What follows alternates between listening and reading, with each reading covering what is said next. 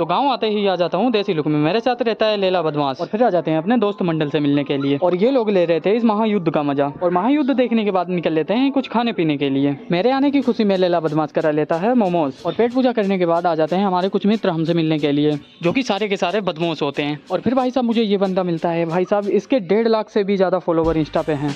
और फिर मैं अपने काम को अव्वल दर्जा देते हुए निकल लेते हैं खेतों में, क्योंकि खेत में लगाने होते हैं धान। और बाबा के खेत में मैं और लैला बदमाश लगाने लगते हैं धान।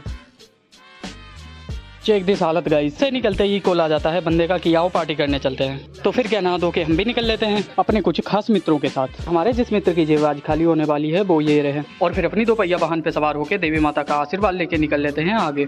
और फिर नजर पड़ती है मेरी इन भाई साहब की तरफ, जो मच्छरों को भगा रहे थे, बच्चे इनको भगा रहे थे। और फिर इन पतली गोलियों से होते हुए निकल लेते हैं मोमोज खाने के लिए। तो यहाँ से पेट पूजा करने के बाद निकल लेते हैं मॉल में, जहाँ की एसी द्वारा अपने आत्मा को ठंडक प्रदान करते हैं। और ये सब करने के बाद भी हमारे मन को संतोष नहीं प्राप्त होता है।